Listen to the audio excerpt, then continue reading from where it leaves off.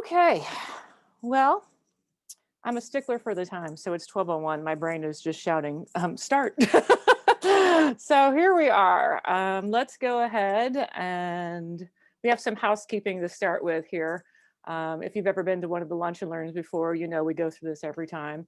Um, for educational and quality control, we will be recording this Zoom session and it will actually be posted on YouTube later. If you are participating, you are consenting to be recorded. Although you should know that before we share this on YouTube, we take out all of the identifying information and, in order to protect your privacy. So don't feel like that you're going to be a new YouTube star. We also remove any information from the Q&A section, and it will be shared as an anonymous transcript.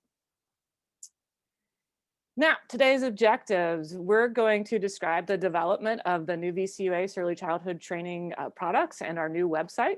We're also going to describe how to use the new VCU-ACE early childhood resources. We'll also describe the future development of a lot of our early childhood resources for providers. And I also want to, at the end, I want to get some feedback from everyone who's online about some of the potential future topics that you would like to see for resources for either families or providers. And at the end, we'll have an opportunity for questions and answers through the chat feature. Okay, here. I have multiple screens going on at the same time, so bear with me if I look like I'm looking for something, because I am. Okay, so I said earlier that I am Alicia Hart. I'm a training associate here at VCU-ACE. I have been with ACE for many years, and I am, a lot of the times, I'm behind the scenes. So I am working on, the courses that you've watched at VCU-ACE or some of the videos that you've watched. I worked on the Foundations of ASD self-paced course that we have. I've also developed the Parent Playbook self-paced course. If you've ever watched a how-to video, you've probably heard my voice before. That's me. A lot of our COVID-19 resources, I developed those. And of course, now our early childhood videos. I also work with Project PASS, which is an early childhood professional development project. And we'll talk more a bit about Project PASS a little bit later. And I am a remote employee in Florida, so I'm always a little worried about, the giant afternoon storms that can come through here and sound like I am in the middle of a monsoon. So hopefully we won't have any of that today. It looks pretty sunny, so it won't sound like I'm in the middle of a hurricane. I am also the parent of 3 children. Sky, Ewan, and Vaughn. And Ewan was diagnosed with autism when he was 2 years old. So I come to this position not only as for someone who works in training and autism research and professional development, but also as a parent. So whenever I develop anything for ACE, I am thinking of both of those perspectives every minute of the day. So I often like to make sure that everybody's on the same page, because as a parent, I like to know what it was that my early intervention providers were doing, or my son's preschool teachers, or his K-3.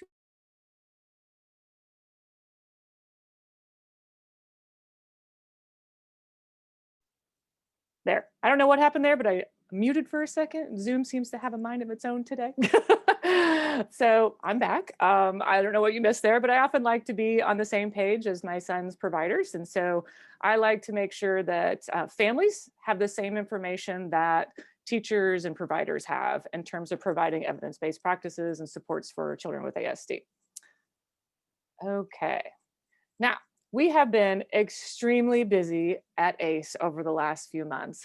Just like everybody else, we have been trying to navigate and switch gears from what our regular work scope is to, wow, COVID-19 is completely changing the landscape of almost everything. And so I am extremely proud of my colleagues at ACE for being able to really switch gears and pick up and do what's needed to help the community. And that's whether that's families who are now kind of helping their children learn from home through remote education, or teachers who are now working from home and providing remote education, or teachers who are now back in the classroom and children who are coming back in, and how do we support everybody in this endeavor so that we all stay healthy, we all stay safe, and we're able to make the progress that we all need. So I am extremely proud to say that we've been really hard at work over here at ACE developing a lot of different products to meet the needs of a lot of different people. And so when COVID first hit way back in March, we switched gears and we all worked together to provide a lot of really great, great, I say great because I help, make them. So I'm going to say great resources for COVID-19. Some of those were about what is a virus? How do I help myself if I'm sick? Some of those were for individuals with ASD, and some of those were for family members or teachers who were having to switch gears. And then as the year went along and we were thinking maybe kids might return to school in the fall, we worked really hard to get a return to school with COVID-19 series out so that really individuals with ASD could understand a lot of the new changes that they might see in their school, whether that's an AB schedule, I'm having to use physical distancing, maybe I have to wear a mask. Or maybe I have an AB schedule where I'm at home learning, and the other days I'm actually at school. And so we really worked hard to get a lot of those products out very quickly so that, before students really had to deal with that first day of school, they had that information available to them. And of course, everybody at ACE has been pitching in for all these lunch and learns that we're been doing on a weekly basis here every Thursday. And the topics are all over. They range a wide variety of topics. And I mean, they're just fantastic. So if this is your first one, I encourage you to keep coming back because every week it's something different. Every week there's a different age group that we're targeting or a different topic. And I can assure you at some point we will cover the things that are probably near and dear to your heart. I've been really working with the Lunch and Learns on any of the early childhood topics. And we have a couple of them already that I did with my colleague, Stephanie Paul. So I encourage you to check those out too. But what I really want to, I'm really excited about, and what I really want to talk about today is the early childhood website that we have. In the midst of all of this COVID, work that we've been doing and developing all these different products to support families and educators, my colleague Stephanie Paul and I were really hoping that we could get this early childhood website out because it's been on our wish list for a while. So we didn't let COVID-19 stop us. It slowed us down just a little bit maybe, but we have it available and it's ready for everyone now. And we're gonna just keep building and keep adding products to this as we go along. And what we're gonna do today is I'm gonna take you through these sections that are for families and then what's coming next for educators and providers. So when I normally develop products for ACE, we're, especially for families, we're thinking about, or I'm thinking about a lot of different things as I, start this process of kind of developing a script and kind of figuring out what we need to talk about and how we're going to present this. And as we've developed courses like the Foundations of Autism Spectrum Disorder or the Parent Playbook, we think about sort of these milestones as a family as they're learning different things. And I know I've been there. It was many years ago, but yes, I've been there where I just received the diagnosis for my son and I just had no idea what autism was. I didn't know what to do or where to start. And I was very lucky to have a lot of great people in my life who were in early intervention providers and early childhood educators who were able to guide me along the way. And what we want to do with a lot of our products at VCU-ACE and a lot of our courses is to help families come to, their ultimate goal, which is to help their child reach their potential. And so as you can see along the way here, the first thing that we've got is we have a diagnosis of ASD, right? And in a normal year and in a normal situation when I'm developing stuff, we're going to start there, right? That's why we have the Foundations of Autism Spectrum Disorder course and why we have the Parent Playbook course. They really start with what is autism? What does it mean? What are the characteristics? How has that definition changed over time? And then we move on to, understanding a child's abilities and needs, because a lot of times we, because of the nature of it, we have to think about, well, what is autism and what are the characteristics associated with that? A lot of times the focus is on the things the child cannot do, right? And so I like to shift gears very quickly, or sometimes even start here with understanding that child's strengths, their abilities, and then also what their needs are, right? Because they're going to be unique for every child with ASD. There's a saying that no two people with autism are alike, right? This is absolutely true. And so we really want families and educators, everybody to be thinking about what can this child do? What are their strengths? What are their abilities? And then let's think about their unique needs and the way that autism presents itself. And then of course, the next step is to think about, well, why does the child need some of these supports? Because really this is how we get a lot of buy-in, right? A perfect example is reinforcement. And I was definitely one of those parents who said, oh, no, no, no, no, no, no, no. Reinforcement is bribery. I don't want to do that. And so once I understood why that my son needed certain supports, understanding the actual use of that evidence-based practice made a lot more sense. And I had a lot more buy-in into it. Like, okay, now I understand why that I'm doing this. This actually makes a lot more sense. So I tend to focus on why that this child needs different supports, whether that's visual supports, prompting, reinforcement, setting up the environment, setting up routines and schedules. There's really an emphasis on why. And then I also want to move towards knowing when and how to use these different supports effectively. So if you've ever seen a lot of our how-to videos, those are the ones that really pop up and say, okay, this is how you actually do this particular support or strategy. And we show that in great detail. And then, we're sort of driving towards this encouraging independence and self-advocacy in young children with ASD and well, any individual with ASD, right? Because the ultimate goal is to help this child reach their potential. And to, if we're providing a lot of support when a child is young or in different situations, we want to be able to step back at some point and allow this child or this individual the ability to do things on their own and to be independent. That's the ultimate goal, right? And so that's how I've often, thought about developing our courses and things like that, right? But we have COVID-19 and COVID-19 has proved to be an extraordinary moment in our history, right? And really pretty unprecedented given the way that we live our lives today through a lot of technology and things like that. So while we might have had pandemics before in the past, it is definitely unique, right? This is a unique situation.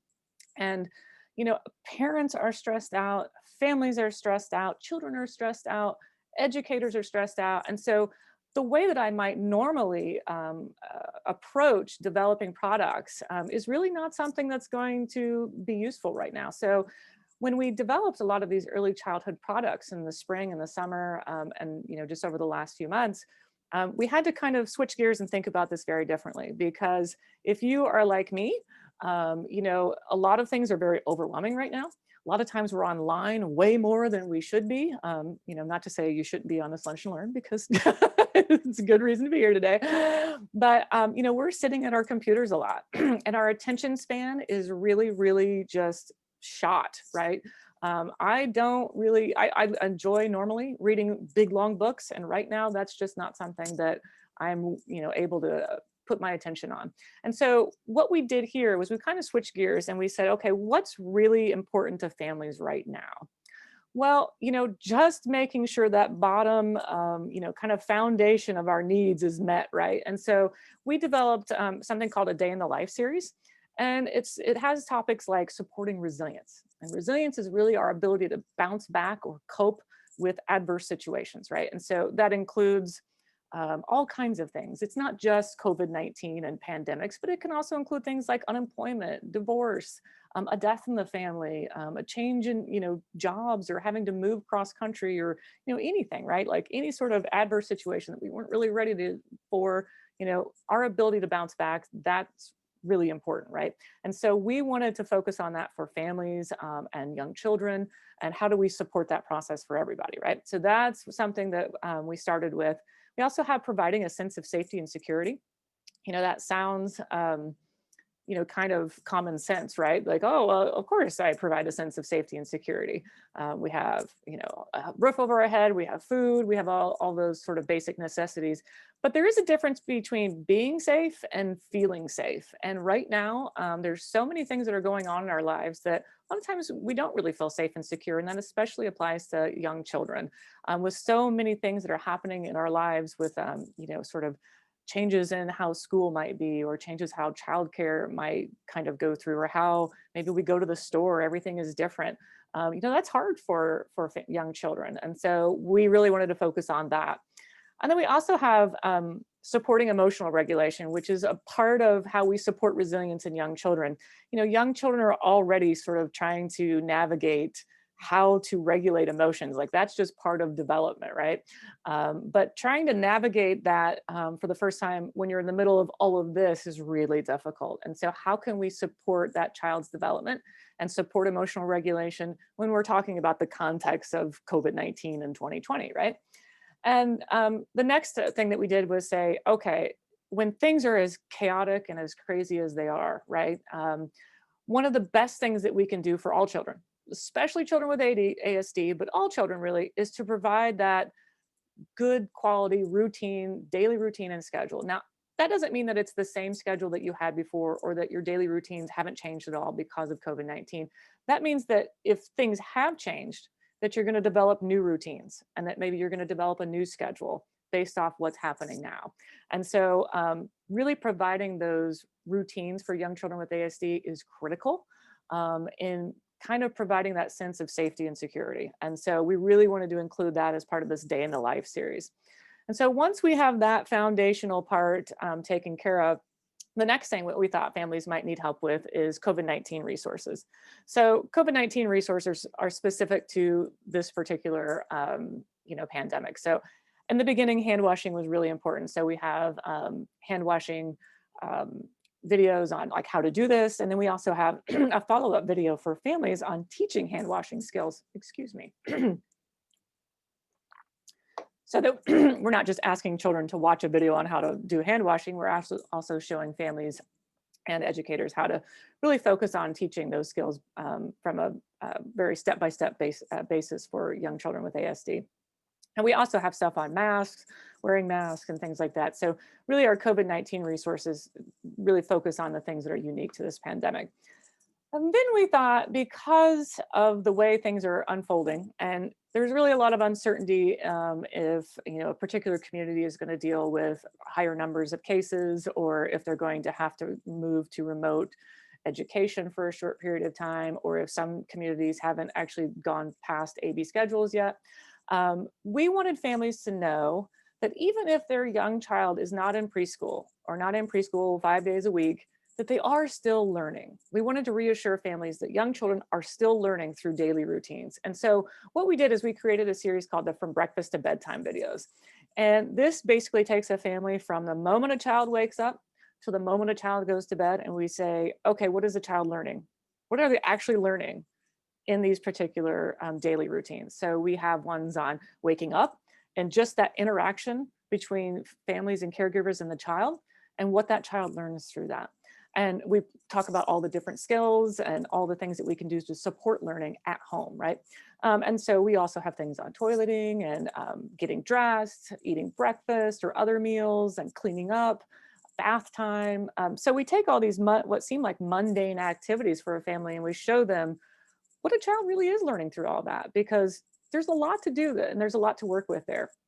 And then we said, okay, after all of that, now families are really ready to learn about ASD in really small bites. And so a lot of our resources that are about explaining autism or explaining interventions or showing them how to do it, they're really, really short. Because honestly, not a lot of us have a lot of attention for, a 4-hour course, or to spend a whole month working on something. They need really short videos. And so a lot of our explain it's and use what works and all the things I'm going to show you here in just a few minutes, they're definitely under 10 minutes. A lot of them are under 5 minutes because we really need to kind of help families deal with the attention issues that we're all dealing with right now. And what can we show everybody about ASD or these supports in really small bites? Okay, so I've kind of already started talking about some of these resources that are on our new website when I said to explain it, and some of these strategies that work, I use what works series. But so if you'll look here on the website here, we've got family resources, and that's what we started with first. We started with families because we felt like these were the individuals who needed the most support right now, given everything that's happening.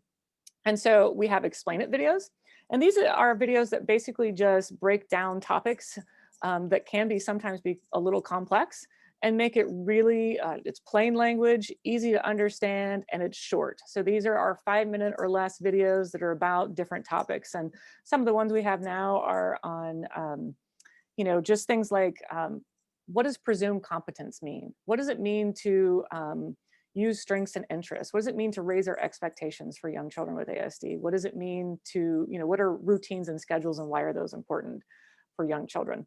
And then our learning through routines, if you look there on the screen here, it says learning through routines. That's the From Breakfast to Bedtime series. So when you click on that, it will take you to all the videos that are in that series. The strategies that work, we have two actually that are in there. We have one called Use What Works. And this is where we break down different things like prompting or reinforcement or visual supports, teaching something like a first then schedule. So we make those really short, very useful. How can families actually implement something like this in the home? But we also have what we did these a little while ago before COVID-19 hit. They're called Autism Parenting 101 videos.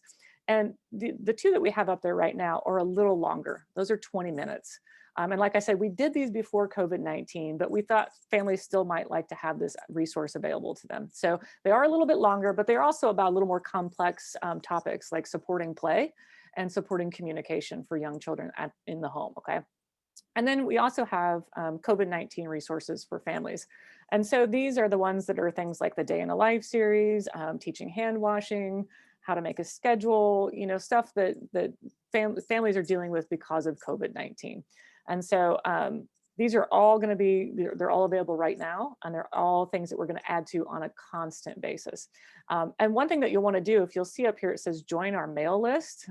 If you go to our website, even on the regular ACE website or on the early childhood one, you'll see this join our mail list. If you want to learn about any new topics that are coming out or new resources that have been added to this website, I encourage you to join that because we'll be sending out newsletters on a regular basis that are updating everybody on what's new and how you can use this. Okay, so when I was kind of developing a lot of these products, right, I told you I kind of had a different thought process than I normally do. I was thinking about COVID. I was thinking about just the stress and all these resilience and all this other stuff. So I was imagining myself in this situation and just kind of like, if I was just had a child that was just diagnosed in the context of 2020, what would I be thinking about? Oh my gosh, and so I can imagine, and I know I have, friends that have children that have been diagnosed that have called me and that said, I don't even know what to do. Like, oh my gosh, what can I do right now? Right now to make my life easier, right? Or, I've heard things like with all this COVID stuff, I don't think I can handle an absolute single extra thing right now. Like, I just can't do it. Like, I just can't. I've heard things like everything is absolutely just so chaotic. What do I do? Where do I start with this? I've heard, it just did not go the direction I thought it was going in. There we go. I've heard things like, I'm actually working from home now and trying to, teach my child. How am I supposed to get anything done? Just anything, let alone learning about something as complex as autism. And so when I was thinking about that, I was thinking about things like learning paths, which are something that I use in Project Pass. And I'll talk to you about that here in just a second. But how can we create a learning path with the resources that we have right now? And so, if we have this family member who's like, help, oh my gosh, I am so completely overwhelmed. Everything is chaotic. 2020 is just a hot mess. What do I do here? And so I would say, what I would suggest is let's start with resilience. Okay, that's something that we all need to talk about. We all need to be concerned about right now. And especially for this family who is so stressed out, we need to talk about our ability to cope and bounce back from this and how that we can help young children who are also stressed and worried about all this chaotic stuff. How can they cope and bounce back from all of this? And so I would say start there. And then the next step would be, I would say, let's take that the next day in the life video that we have on maintaining routines and schedules, because that is so important for young children with ASD. How can we help families make sure they understand the importance of it? And how can they incorporate that into this, what feels like a very chaotic and crazy time in our lives? And then the next thing I would do is I would move towards that explain it, which takes it in a little more detail about how what are some of the more detailed steps that you might need to think about when you're trying to develop routines and schedules in a new situation.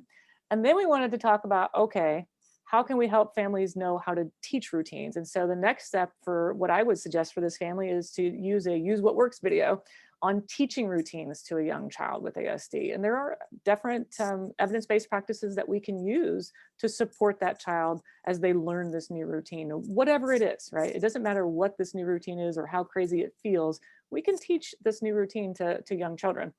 And then on top of that, I would say the next step would be to let's watch some of these from breakfast to bedtime videos to see what that child is actually learning in some of these routines. And let's start maybe with the most important daily routine for this family. Some families, it's breakfast. Breakfast is just the most important time because it's maybe the time that they can all sit down together before things get really crazy. Perhaps it's not breakfast. Breakfast might be the one where we're all eating a granola bar and trying to run out the door with half our shoes on, right? Maybe breakfast isn't the best place to start.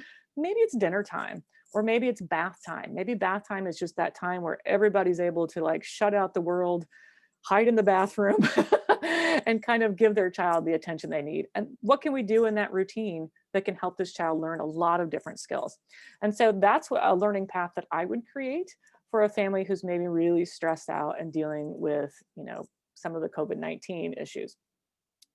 But I've also had families who've said, yes, my child was just diagnosed with ASD. And they have a lot of the same questions that other families would have before COVID-19 came along. They would say like, well, what can I expect out of the next few years? Like, I don't really know anything about autism. I don't really even know what autism means. I don't even know where to start. And then on top of that, with all this other stuff, with all of 2020, I don't really know how I can focus on anything. I've got, the really short attention span right now because of everything. And so what kind of learning path would we create for this family? Well, this is one where I would say, okay, maybe, they're doing pretty good. They're not so stressed out. It seems like they're more of an attention span issue with COVID-19, but it seems like maybe they're dealing with and they're coping with COVID-19 on a pretty good basis. Okay. So maybe this is a family that I would start with something on the explain it. So let's talk, they were like, where do I even start with autism? Where do I, what can I expect? Well, let's start with presuming competence, because we really want families to understand that our children with ASD are capable and that they can learn. And so we want families who are newly diagnosed to this, or even families who've been around the block a time or two, we really want you to start with presuming competence because it really lays the foundation for a lot of good things that can happen. And the next thing I would say is let's work on the explain it with raising expectations. These are short videos. This family's attention span is really, really short right now. So we want to work on short clips that are really bite-sized, but they're powerful, right? They pack a powerful message. And so I would move from raising expectations to explain it with the strengths and interests. And then I would move to and explain it on routines and schedules. And then that use what works on teaching routines. And I would end up again on that from breakfast to bedtime series. And I would start with the most important daily routine for that family. And I would start showing them how to use things like we talk about first then supports in a lot of our from breakfast to bedtime videos. And we talk about different supports that can be used throughout that. So that's where I would start if I were doing a learning path for a lot of our families right now. Learning paths are important because we use them in Project PASS. And as I said briefly earlier, Project PASS is an early childhood professional development project at VCU-ACE. And we've been running it for a few years now, many years actually. I've actually lost count how many years we've been doing this. And the interesting thing is that when we started Project PASS in August of 2019, we had a revised different Project PASS than we ever had before. And we moved from 1 year project to a 2-year project. We moved from mostly in-person coaching and some of the live trainings that we had mixed in with online modules to now in 2019, we started using virtual e-coaching, and we used a lot of technology that put like an iPad in the classroom so we could have a bird's eye view of everything that was happening. And a lot of our coaching was done through Zoom and some different things like that. So when COVID-19 hit, we were surprisingly well prepared for the move to a lot of the remote coaching and the remote training and things like that. And so what we do in Project PASS that's a little different than before is we have learning paths. And so rather than just saying everybody's going to go through the same sequence of training and coaching, we actually say what are their individual strengths and needs? and where do they really need to start? And so what we did is we broke up Project Pass, some of the online training components to it. Oops. And we said, okay, we've got three major learning paths here. We have one that's setting the stage for learning, which includes a lot of those antecedent-based interventions, and that things like physical structure, visual clarity, visual supports, routines and schedules, supporting transitions, and supporting a child's ability to make choices and providing choices to children. And then the next learning path that we grouped together was everything that's really hardcore about instruction, and taking a lot of those really good principles and basics of applied behavioral analysis and showing educators how to incorporate those more into a lot of their day and throughout the daily schedule at a preschool.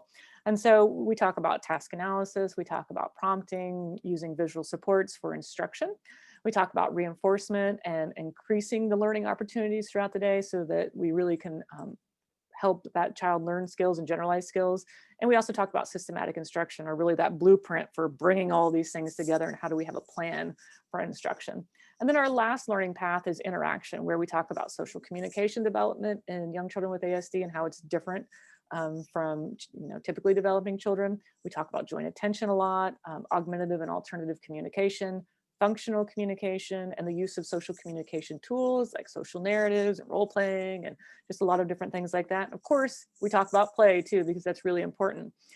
So Project Pass is an early childhood program that takes all three of these areas, and we create these individualized learning paths for people. And a lot of our teachers are grouped together then based off of what their needs are. And if so many are in setting the stage for learning and other ones are in instruction, and they all get to go through that coaching process together as a professional learning community. And so this is important because when you look at the resources that we are going to be developing for the educator side of the early childhood website, so you can tell they follow that, right? They follow Project Pass. They follow some of the content in the way that we've organized that. And so yes, we have a little bit different here on here because we have COVID-19. And so we have some very specific resources for educators that can help them deal with COVID-19. We have some that are on developing remote education for young learners. Our preschoolers aren't necessarily meant to really be learning in front of a computer. That's not ideal. We know this, right? We know that in-person instruction is best for young children with ASD, or young children as a whole, right? But 2020 being what it is, how do we make do with what we've got? And so we talk a lot about in that section, developing really an evidence-based process for moving forward with a remote education for young learners, especially young learners with ASD. And we also have a section that we'll be building called Just the Basics, where we're going to talk about things that people who are brand new to autism and maybe don't know a whole lot about the characteristics, educators still need that same good quality foundational information. And we're also going to kind of try and keep those broken up into small bits. We also, we have the Foundations of Autism Spectrum Disorder course, but a lot of people are trying to balance a lot of different things. So we'll be breaking that down into really small bites for educators as well. And then, as you can see, there's a setting the stage for learning section where we'll be talking about all those same things like physical supports, physical structure, visual supports, providing choices, things like that, and instruction and interaction. The good thing about the way that I think this website is going to come together is that it really provides almost like a 360-degree approach, right? So I'm very big, as I said many times earlier, I'm very big on everybody having that same access to the same information. So I want families to know what early childhood educators are doing in the classroom, and I want early childhood educators to understand what families are dealing with.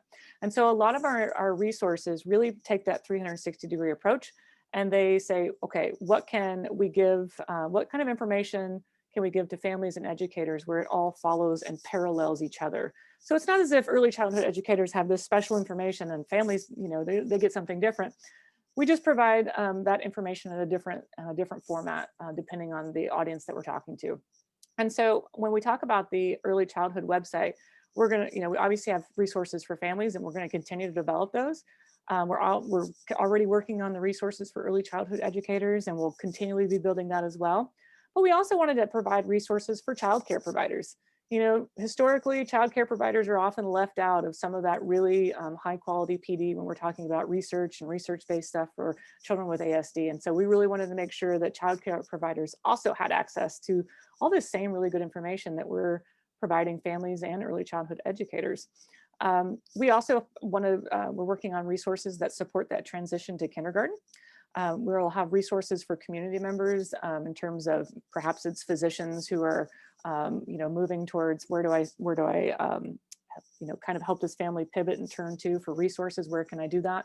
And then resources that can support early intervention providers who are working with families and families who are very new to all of this. And as they try to navigate, the who, what, where, when, why, and how of autism spectrum disorder and the interventions that go along with that.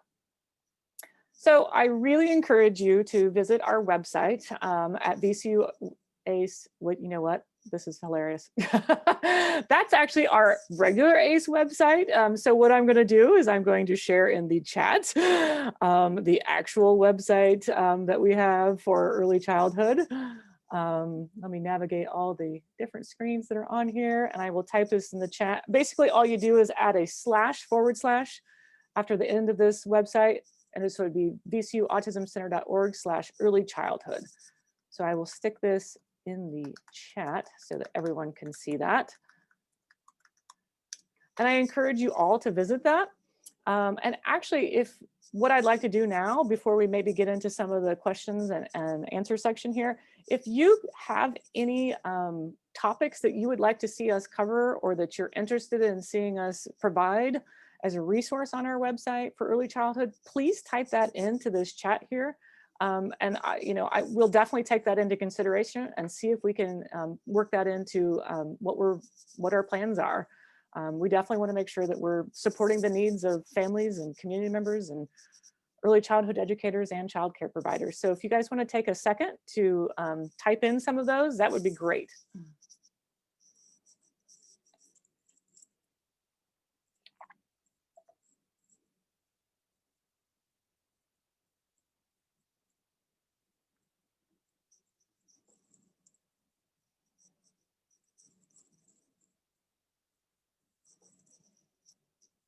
And if you don't have any suggestions right now, please feel free. At the end of this, you'll have an email where you can send suggestions. There's also a web board. There will be a web board on the VCU-ACE Early Childhood website where you can also put suggestions. So don't feel like you're under pressure. You have to do it right now. And if you can't come up with it, don't worry. There's other ways to do that.